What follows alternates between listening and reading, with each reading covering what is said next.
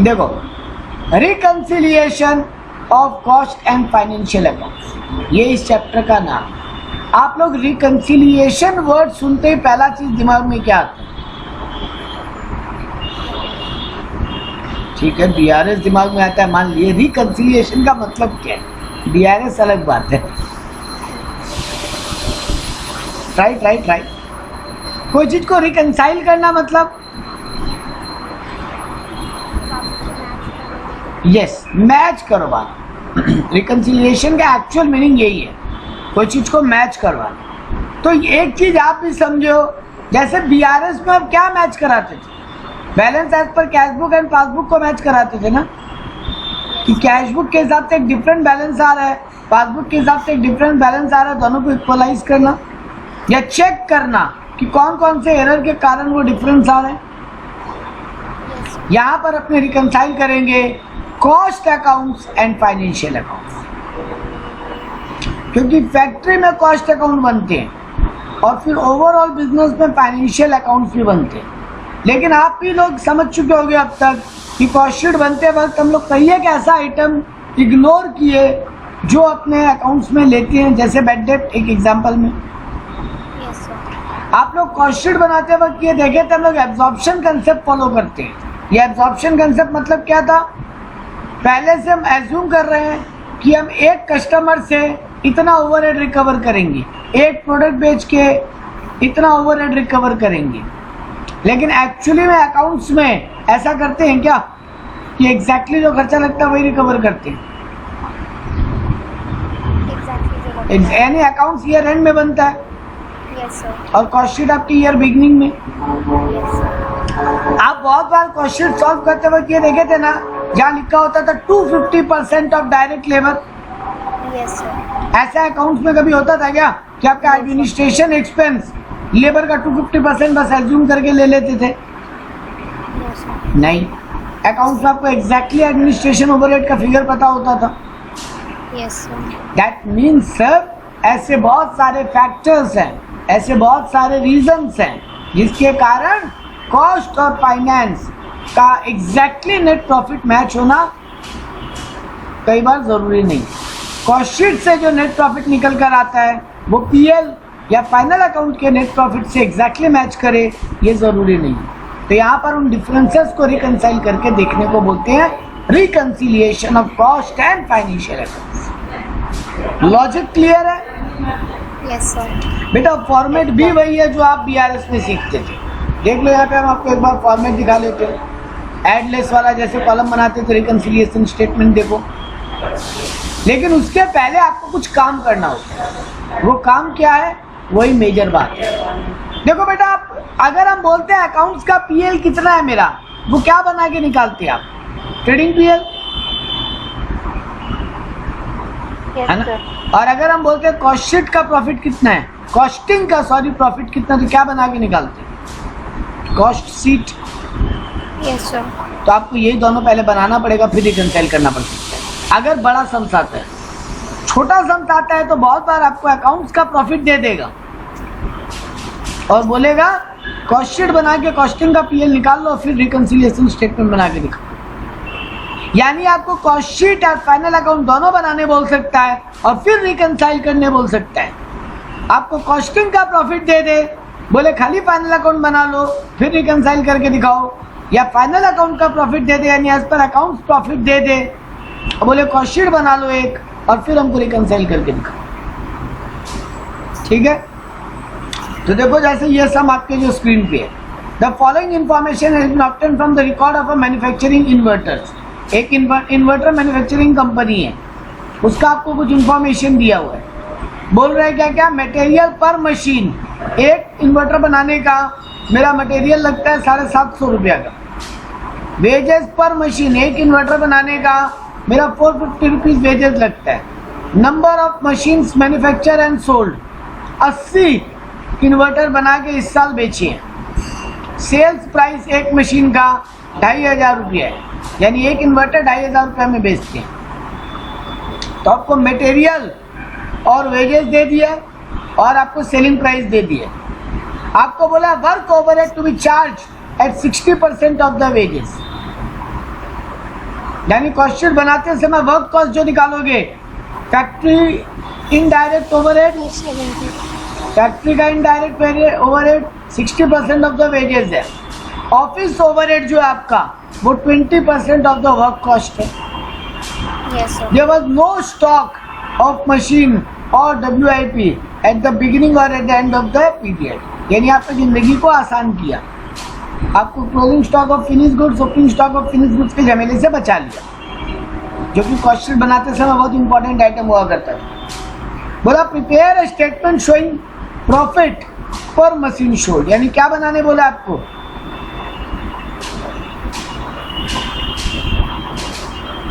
ये क्या मांग रहा है आपसे, कॉस्ट शीट मांग रहा है आपसे। Yes, sir. और उसके बाद बोला also prepare statement showing the actual profit, यानी आपको फाइनल अकाउंट ट्रेडिंग पीएल भी Yes. बनाने बोला है। और आपको फाइनल अकाउंट बनाने के लिए ये देखो एक्चुअल वर्क एक्सपेंस बताया और आपको ये ऑफिस एक्सपेंसेस भी एक्चुअल बताने as per the Yes. Financial records यानी अकाउंट। और बोला और इसको रिकंसाइल भी कर दे, मतलब आपको एग्जाम में तीनों चीज करने बोल दिया। छोटा सा एक कॉस्ट शीट बना लो, एक फाइनल अकाउंट भी बना लो और फिर उसको रिकंसाइल भी करो। चलो स्टार्ट करते। सबसे पहले मेरा मटेरियल कॉस्ट कितना, 750 into 4 80, unit 70. Yeah. 750 into 80, हमको तो बेटा टोटल में जाना पड़ेगा ना एंड ऑफ द टाइम में, Yes, sir. तो 750 into 80 60,000 आया। फिर क्या ऐड करते हैं उसमें, वेजेस, Wages. तो 450 into 80 36,000 क्या आ जाएगा, Prime cost. आ गया 96,000 का prime cost. Yes, sir. Next 6 work expense यानी factory indirect overhead Yes, sir. 60% of the wages बोला है। आपका वेजेस कितना है, 36,000। 36,000 Okay, बेटा हाँ। टोटल का लोगे ना हर बार, Yes, sir. तो 36,000 का 60% कितना होगा, 21,600। तो आपका वर्क कॉस्ट आ गया। इसमें याद करो ओपनिंग डब्ल्यूआईपी क्लोज ऐड कर लेते थे, क्लोजिंग डब्ल्यूआईपी माइनस कर लेते थे। Yes, वो यहाँ पे क्वेश्चन बोल दिया नहीं है, Yes, बढ़िया बात तो नहीं है। तो मेरा 1,17,600 वर्क कॉस्ट आ गया। मेरे को बोला office expense 20% of the work cost है। ऑफिस एंड एडमिन एक्सपेंसेस 1,17,600 का 20% है ना। वर्क कॉस्ट का 20 बोला है बेटा, वर्क कॉस्ट का, सॉरी हाँ ठीक है, वर्क कॉस्ट का 20% ठीक है। 1,17,600 आ गया, 23,520 क्या आ गया मेरा, इसको तुम क्या बोल सकते हो, सीओपी बोल लो, कॉस्ट ऑफ प्रोडक्शन बोल लो, कॉस्ट ऑफ गुड्स सोल्ड बोल लो, भले क्योंकि सेलिंग एक्सपेंस नहीं दिया है, इसी को कॉस्ट ऑफ सेल्स भी बोल लो, है ना। Yes, sir. यानी इसको टोटल कॉस्ट बोल दो एक तरीके से। 1,41,120 मेरा टोटल कॉस्ट आ गया। मेरे को सेल बोला है क्वेश्चन में, एक पीस 2,500 रुपया करके बिकता है और हम 80 इन्वर्टर बेचे हैं, तो 2,500 इंटू 80 2 लाख है ना। तो अब मेरा क्या निकल आएगा, बैलेंसिंग फिगर प्रॉफिट Profit. 58,880 है as per cost records, as per cost records मेरा प्रॉफिट आ रहा है 58,880। चलो अकाउंट्स भी बना के देख लेते हैं। तो देख लो यहाँ पे पहले क्या लिखे, मटेरियल 60, मटेरियल और लेबर कॉस्ट हो या अकाउंट्स हो दोनों में बदलता नहीं है, क्योंकि मटेरियल और लेबर जनरली एज्यूम्ड नहीं होता। Yes. वर्क कॉस्ट आपको बोला था एज पर अकाउंट कितना है 21,500 और एज पर और office expense as per account 24,000, वो भी लिख दो। Work expense 21,500, office expense 24,500, sales तो सेल्स ही है 2 लाख। तो आपका एज पर अकाउंट कितना नेट प्रॉफिट आ रहा है, 58,500. मैच कर रहा है क्या कॉस्ट से, No, sir. वहाँ आ रहा था 58,880, यहाँ आ रहा है 58,500। Yes, sir. सर मैच कर जाता तो ये चैप्टर ही नहीं होता, Yes. क्योंकि रिकंसाइल तो करना ही पड़ेगा, तभी तो ये चैप्टर है। ये चैप्टर मेरे को कॉस्ट शीट और अकाउंट बनाना नहीं सिखवा रहा है, ये चैप्टर में वो दूसरा खुद सिखा रहा है, वो है रिकंसिलिएशन। तो देखो बेटा, किसी को भी ले लो, भले ही as per profit as per accounts ले लो या प्रॉफिट एज पर कॉस्ट ले लो, जिसको पहले लेने का मन है ले लो। एक बार ये लोग जो किया हम लोग वो कर लेते हैं। ये लोग किसको पहले लिया? Cost record. तो लिख लिए 58,880। बेटा बीआरएस बनाने का सिंपलेस्ट लॉजिक क्या था? कोई हमको 2 स्टेप में बीआरएस बता सकता है? सर अगर बैंक के हिसाब से करें तो उस अकॉर्डिंग यहाँ पे ऐड लेस करते जाओ, क्योंकि जिसको भी आप मेन बैलेंस पकड़ो आप Yes. उसके हिसाब से ऐड लेस करोगे। Yes sir. आपका अकाउंट्स, आपको एक चीज तो समझ में आ रहा होगा बेटा, किसी 2 ही फिगर में गड़बड़ है सर। एक तो वर्क तो- एक्सपेंस, और एक ऑफिस। एक ऑफिस एक्सपेंस। बात Yes. बाकी तो सब आपके मैच कर रहे हैं। इस पर देख लो कॉस्ट शीट, 60,000 का मटेरियल तो यहाँ भी 60, 36,000 का लेबर तो यहाँ भी 36। खाली ये दोनों फिगर बदले सर, और 2 लाख का सेल दोनों में भी कॉमन सर। तो बेटा चलो पहले वर्क एक्सपेंस को पकड़ते हैं। मेरा कॉस्टिंग के हिसाब से वर्क एक्सपेंस कितना है? 21,600। तो मेरा प्रॉफिट जो है वो 21,600 से कम हो गया as per cost sheet. I repeat, ये बात पकड़ लो, चैप्टर यही खत्म हो गया है। अगला आधा घंटा खाली टाइम पास करेंगे हम लोग। मेरा एज पर कॉस्ट शीट 21,600 का वर्क एक्सपेंस है, यानी मेरा profit as per cost sheet 21,600 से कम हो गया। हम Yes. प्रॉफिट को रिकंसाइल कर रहे हैं ना बेटा, तो हमको इम्पैक्ट ऑन प्रॉफिट, जितना एक्स्ट्रा प्रॉफिट लेस कर दिया उसको ऐड बैक कर दो। हाँ, यानी हमको इम्पैक्ट ऑन प्रॉफिट देखना पड़ेगा। Yes sir. तो मेरा एज पर कॉस्ट शीट 21,600 से प्रॉफिट कम हो गया, लेकिन एज पर अकाउंट्स मेरा प्रॉफिट 21,500 से कम हुआ है। तो कॉस्टिंग मेरा 100 रुपये से नीचे है। कॉस्टिंग पीएल, कॉस्टिंग प्रॉफिट मेरा 100 रुपये से कम पे खड़ा है। आई रिपीट, यही दुनिया का कोई भी रिकंसिलिएशन सॉल्व करने का यही 2 स्टेप होता है। पहला, वो दोनों उस ट्रांजेक्शन के कारण दोनों बुक्स का फिगर कहाँ पे खड़ा है, चाहे वो बीआरएस बना रहे हो या यहाँ रिकंसिलिएशन कर रहे हो। पहला स्टेप हमेशा ये होना पड़ेगा कि उस ट्रांजेक्शन के कारण मेरे दोनों फिगर कहाँ पर खड़े हैं। और सेकंड, जिसका बैलेंस दिया है उसको आप एडलेस कर सकते हो, जिसका बैलेंस को आप ओपनिंग पकड़ के चल रहे हैं। तो यहाँ पर मेरे कॉस्ट के हिसाब से प्रॉफिट घट गया 21,600 से, लेकिन अकाउंट के हिसाब से प्रॉफिट घटा 21,500 से, यानी एज पर कॉस्ट शीट मेरा 100 रुपए से प्रॉफिट कम है। Yes sir. Everyone will agree on this. नहीं समझ में आया फिर बोलना, हम कोई और लैंग्वेज पकड़ेंगे समझाने के लिए। एक बार रिपीट। हम रिपीट करते हैं। बेटा मेरा कॉस्ट ये 21,600 मेरे कॉस्टिंग के प्रॉफिट को कम किया 21,600 से कॉस्ट के प्रॉफिट को, यस सर। और अकाउंट्स के हिसाब से मेरा प्रॉफिट कितना से कम हुआ है? एक्सपेंडिचर है ना, एक्सपेंडिचर प्रॉफिट को घटाता है बेटा। तो कॉस्टिंग बता रहा है कि तुम्हारा प्रॉफिट 21,600 से कम हुआ होगा, जबकि अकाउंट बता रहा है तुम्हारा प्रॉफिट 21,500 से कम हुआ होगा, है ना। तो तुम्हारा यानी एज पर कॉस्ट शीट 100 रुपए से ज्यादा प्रॉफिट घटा हुआ है। यस। बस ये लाइन पकड़ लो। अब सेकंड स्टेप फॉलो कर लो। पहला स्टेप हो गया, हम किसका बैलेंस लेके चल रहे हैं यहाँ पर? As per cost record. तो जिसका बैलेंस लेकर चल रहे हैं उसी को ऐड लेस कर सकते हैं। अकाउंट का प्रॉफिट 100 रुपए से बढ़ा हुआ है, कॉस्टिंग का प्रॉफिट 100 रुपए से घटा हुआ है, तो कॉस्ट को एडजस्ट कर सकते हैं, तो कॉस्ट को बढ़ा देंगे ताकि वो अकाउंट्स के इक्वल आ जाए। यही रिकंसिलिएशन है, दोनों बुक्स को बार बार इक्वल ला के खड़ा करने का कोशिश करना। तो 100 रुपए से ऐड होगा प्रॉफिट, तो ये देखो 100 रुपया ओवर रिकवरी बोल के ऐड कर लिया। हम कॉस्टिंग में ज़्यादा रिकवर कर लिए थे, हम कॉस्ट में खर्चा ज़्यादा ले लिए थे, अकाउंट के हिसाब से खर्चा कम हुआ है, तो हम ज़्यादा खर्चा कर दिया, मतलब मेरा प्रॉफिट कम हो गया होगा, कॉस्टिंग का प्रॉफिट कम हो गया होगा। ठीक करने के लिए ऐड बैक करें। ये बात सबको क्लियर है? Yes sir. Yes sir. चलो सेकंड आइटम पे आ जाओ। ऑफिस एक्सपेंस के कारण तुम्हारा कॉस्टिंग का पीएल कितने से घटा है? 23,520, जबकि अकाउंट्स क्या बोल रहा है? 24,000, यानी कितना का गैप? 480 का गैप।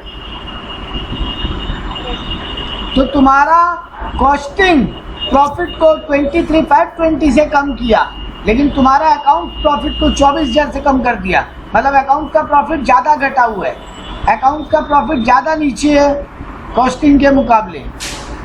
तो और अपने बैलेंस किसका लेके चल रहे हैं? कॉस्ट का। तो अपने कॉस्ट को ही एडलेस कर सकते हैं। कॉस्ट का प्रॉफिट ऊपर है, अकाउंट का प्रॉफिट नीचे है इस एक्सपेंडिचर के कारण। इस एक्सपेंस के कारण अकाउंट का प्रॉफिट लोअर है, कॉस्टिंग का प्रॉफिट हायर पे खड़ा है, और हम कॉस्ट के प्रॉफिट को एडजस्ट कर सकते हैं। तो व्हाट शुड आई डू?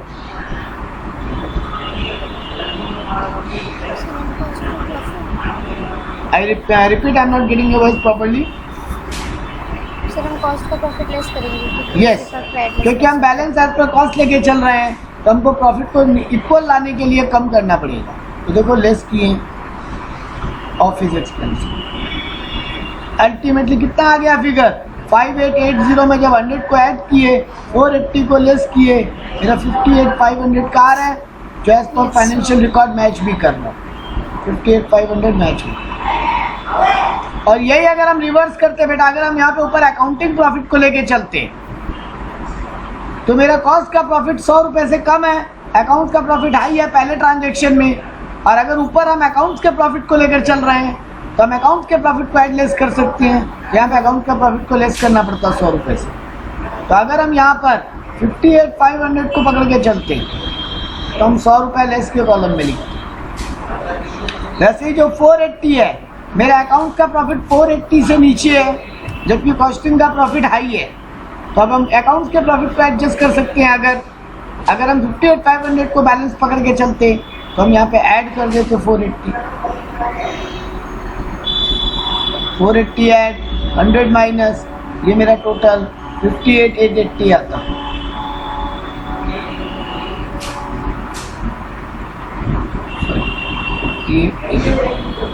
ये आता मेरा as per cost record, profit as per cost record.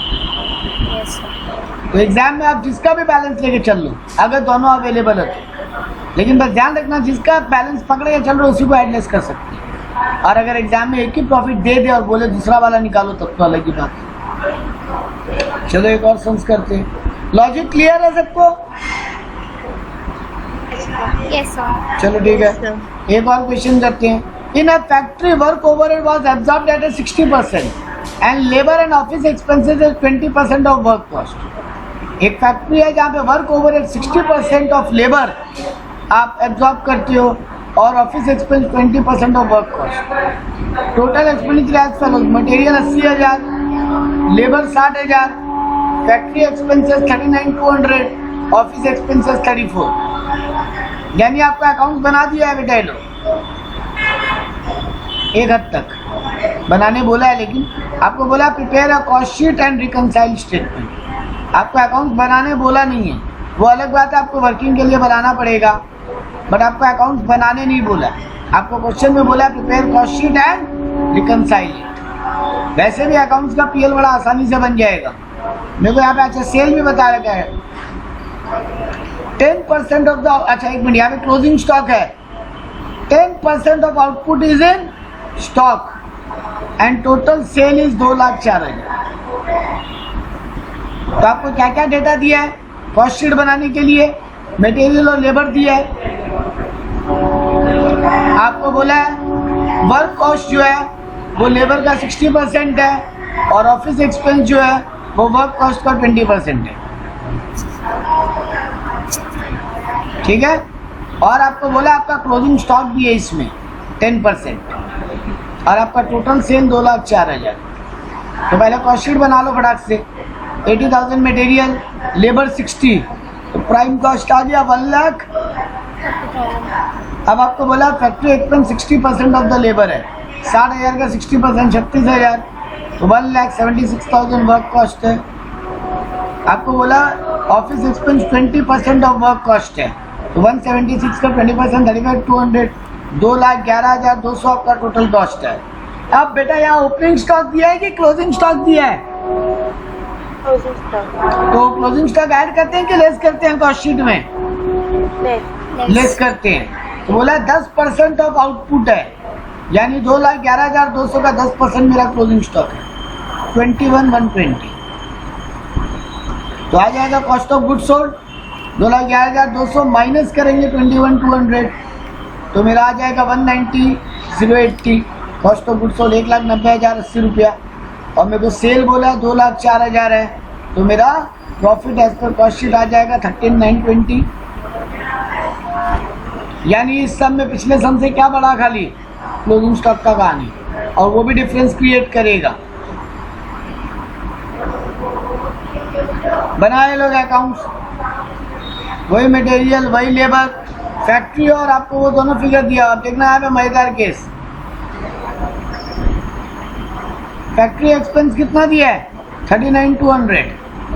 बेटा आप अगर अकाउंट्स बनाते, आप ऐसे नहीं बनाते, आप क्या करते? आप लिखते सेल्स 2,04,000। अब आप पहले जीपी निकालते। जीपी निकालने के लिए आप क्या करते? मटेरियल और लेबर माइनस, मटेरियल, लेबर और फैक्ट्री एक्सपेंस लेते केवल, है ना? यस। 80,000, 60,000 और 39,200। अब यहाँ पे आपका क्या निकलता? Plus profit. हाँ, लेकिन अभी झमेला है एक, आपका यहाँ पे क्लोजिंग स्टॉक भी आएगा। तो क्लोजिंग स्टॉक तो आप यही निकाल देते हो ना। क्लोजिंग स्टॉक आपका क्या निकलता है? कॉस्ट, कॉस्ट आपका कितना लग रहा है? 80 + 60 + 39,200। 80 + 60 + 39,200 आपका कॉस्ट, यस सर। यानी 1,79,200, और उसका 10% आपको बोला क्लोजिंग स्टॉक है, यानी 17,920। अब आप जीपी निकाल लेते, कितना था आपका जीपी?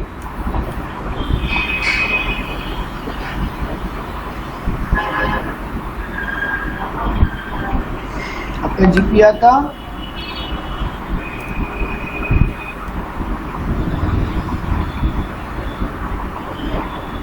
2,04,000 plus 179,200 minus 80,000 60,000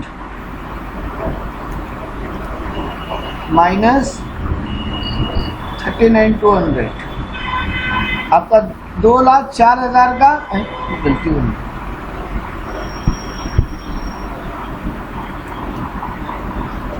sir 42,720। हाँ 42,720, ये मेरा जीपी आ गया यस सर।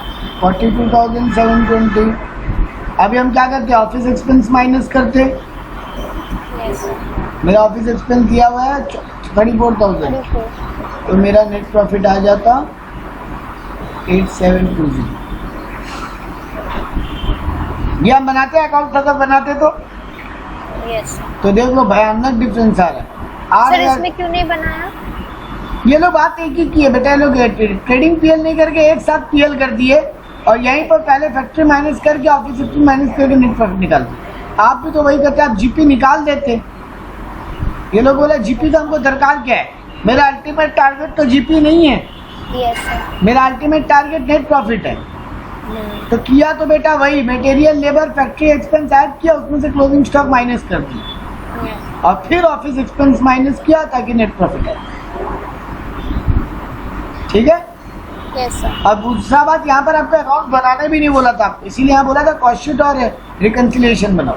अकाउंट तो आपका वर्किंग में बना। चलो अब रिकंसिलिएशन में गैप ढूंढ लेते हैं। पहले यहीं पे हम लोग खुद ही सर 3 गैप मिल रहे हैं। पहला गैप आपको मिल रहा है सर ऑफिस एक्सपेंसेस का, सॉरी फैक्ट्री एक्सपेंसेस का। यहाँ 36,000 आ रहा है, जबकि मेरा अकाउंट बोल रहा है 39,200। दूसरा मिस्टेक आ रहा है आपका ऑफिस एक्सपेंस का, यहाँ 35,200 बोल रहा है कॉस्ट शीट, मेरा अकाउंट बोल रहा है 34,000। और तीसरा डिफरेंस आ रहा है आपका क्लोजिंग स्टॉक का, यहाँ पे 21,120 आ रहा है एज पर कॉस्ट शीट, जबकि एज पर अकाउंट्स आ रहा है 17,920। 17,920। तो 3 गैप है सर, ये 3 गैप के कारण आपका कॉस्ट शीट मैच, दोनों का प्रॉफिट डिफरेंस आ रहा है। तो देखो रिकनसाइल करने के लिए प्रॉफिट एज पर कॉस्ट पकड़ के चला, आप जिसको भी आपका मन होता, क्योंकि ये लोग कॉस्टिंग बनाता है कॉस्टिंग के पॉइंट ऑफ व्यू से, इसलिए अगर कॉस्ट प्रॉफिट अवेलेबल होता है तो पहले उसी को पकड़ के चलते हैं, क्योंकि इन लोगों को लगता है कि कॉस्ट बना रहे हैं तो कॉस्ट को इम्पोर्टेंस दो। तो एज पर कॉस्टिंग जो प्रॉफिट आया 3920 वो लिख दिए। अब एक एक करके पकड़ो। आपका अकाउंट्स का ऑफिस एक्सपेंस कितना है 34, जबकि आपका कॉस्टिंग का ऑफिस एक्सपेंस 35,200 था। तो अकाउंट्स के हिसाब से प्रॉफिट कम हुआ है 34,000 से, जबकि आपका कॉस्टिंग के हिसाब से प्रॉफिट कम हो गया होगा 35,200 से। तो आपका अकाउंट्स का प्रॉफिट ज़्यादा है, कॉस्टिंग का प्रॉफिट कम है। ठीक किसको कर सकते हैं? ओपनिंग बैलेंस जिसका पकड़ के चल रहे हैं सर, ओपनिंग बैलेंस यहाँ पे कॉस्ट टू डॉट का पकड़ के चल रहे हैं, तो आप ऐड कर सकते हैं। सर ये जो ओवर रिकवरी है यही ओवर अब्जॉर्प्शन है ना? हाँ, एक ही बात है, एक ही मानिए, रिकवरी और एब्जॉर्प्शन सेम वर्ड। तो यहाँ पे ओवर रिकवरी हुआ, आप ऐड बैक कर दिए। अब लेकिन देखना ऑफिस एक्सपेंस आप अकाउंट्स में लेके चल रहे हो 39,200 का, जबकि कॉस्ट शीट बोल रहा है खाली 36,000 का। तो फैक्ट्री एक्सपेंस आप अकाउंट में बोल रहे हो 39,200 का, जबकि आपका कॉस्ट शीट बोल रहा है 36,000। तो अकाउंट्स का प्रॉफिट 39,200 से कम हो गया, जबकि कॉस्ट का प्रॉफिट 36,000 से कम हुआ। तो अकाउंट का प्रॉफिट 3,200 से ज़्यादा घटा हुआ है। तो कॉस्ट ऊपर है, अकाउंट्स नीचे है। अपने एडिट किसको कर सकते हैं? एडजस्ट कॉस्ट को। तो अपने घटाएंगे कॉस्ट को 3,200 से। क्लियर है? अब लेकिन गलती होने का जगह दिखाते हैं। आपका क्लोजिंग स्टॉक में डिफरेंस आ रहा है। बेटा फैक्ट्री एक्सपेंस हो चाहे ऑफिस एक्सपेंस हो, दोनों एक्सपेंस ही था ना, दोनों ही प्रॉफिट को घटाता था, जबकि क्लोजिंग स्टॉक जो है वो प्रॉफिट को क्या कर देता है?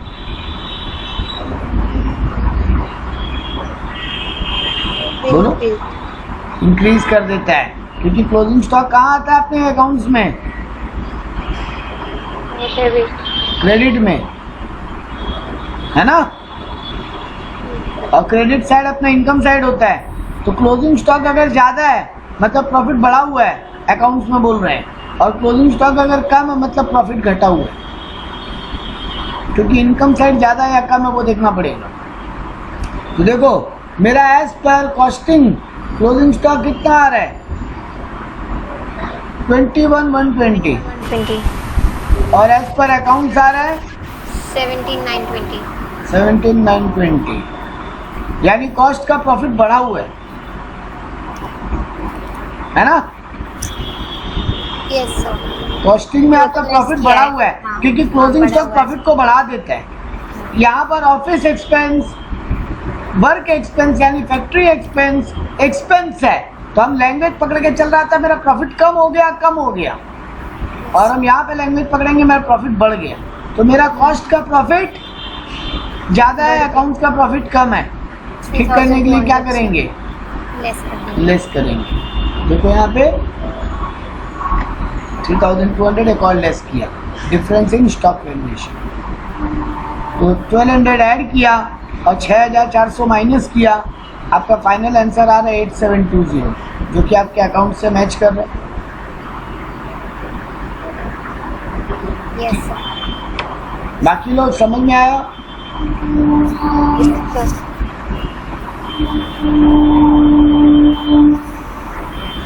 वैसे ये भी सब सेम है। आपको यहाँ पे 2 प्रोडक्ट का बस कर दिया कहानी, एक जनता एक एरिस्ट्रो। यहाँ पे एक जो रेफ्रिजरेटर कंपनी है वो 2 टाइप का फ्रिज बनाता है, एक जनता और एक एरिस्ट्रो। 2 मॉडल का फ्रिज बनाता है वो। आपको दोनों का लेबर, दोनों का मटेरियल, वर्क एक्सपेंस बताया, दोनों का ऑफिस एक्सपेंस का परसेंटेज बता दिया। आपको बोला जनता रेफ्रिजरेटर को सोल्ड किए हैं 1,000 ईच में, और एरिस्ट्रो मॉडल को सोल्ड किए हैं 1,100 ईच में। 234 पीस जनता का बेचे हैं और 286 पीस एरिस्टो का। आपको बोला है टोटल प्रॉफिट कैलकुलेट करो, इसका cost record. Assume that the actual expenses, आपको बता रहा वर्क एक्सपेंस का कितना कितना हुआ था, और बोला एज पर कॉस्ट रिकॉर्ड भी फाइनेंशियल बुक्स के हिसाब से रिकंसाइल करके दिखाओ। तो देखो कॉस्ट शीट तो 2 बनेगा ना, क्योंकि कॉस्ट शीट जो है वो प्रोडक्ट वाइज डिफरेंट कर देगा एकदम आपको। तो देखो यहाँ पे आपको लेबर का कॉस्ट कितना दिया है जनता में, और मटेरियल का कॉस्ट 81,900 46,800, तो आप 81,900 46,800 लिखिए। जबकि यहाँ पे बोला है 62,920 और 1,08,680, तो 1,08,680 62,900 लिख दिए, 62,920। अब यहाँ पे बोला है वर्क कॉस्ट का 80% है, लेबर का 80% आपका वर्क कॉस्ट लगता है, और जबकि वर्क कॉस्ट का 15% आपका ऑफिस ओवरहेड लगता है। यहाँ पर भी वही किए, लेबर का 80% वर्क कॉस्ट निकाल दिए, ऐड कर दिए, और वर्क कॉस्ट का 15% आप ऑफिस ओवरहेड निकाल दिया, ऐड कर दिया, टोटल कॉस्ट आ गया। आपको सेलिंग प्राइस दोनों का दिया हुआ है, इसका 234 पीस बेचिए 1,000 रुपीज़ ईच करके, तो 234 इंटू 1000 2,34,000, और इसका 286 यूनिट बेचे हो 1,100 रुपया ईच करके, इसका 3,14,600, दोनों का अलग अलग प्रॉफिट आ गया, जिसको आप अल्टीमेटली टोटल के कॉलम में टोटल भी दिखाते जा सकते। तो आपका 1,02,313 as per cost record total profit आ रहे हैं, और यही काम आप अकाउंट्स का जब करोगे अलग अलग नहीं करोगे, अकाउंट्स में एक साथ करोगे। तो मटेरियल कॉस्ट लेबर कॉस्ट जोड़ के लिख दिए, वर्क एक्सपेंस आपको और फैक्ट्री एक्सपेंस अलग से दिया हुआ है आपको, ये रहा 87,000 आपको बोला वर्क एक्सपेंस है, और ऑफिस एक्सपेंस 58,600, ये आप यहाँ पे लिख दिए। आपका एज पर नेट प्रॉफिट आ गया। अब आप इसको रिकंसाइल कर दिए। यहाँ पर भी पहले कॉस्ट रिकॉर्ड को पकड़ के चला, तो ओवर रिकवरी हो रहा है वो ऐड कर लो, अंडर रिकवरी हो रहा है माइनस कर लो। इसमें आपका कोई क्लोजिंग स्टॉक का भी कहानी नहीं था। तो यही है ये पूरा चैप्टर। अब आपको यही करते रहना है। हम आपको यहाँ पे और 1 2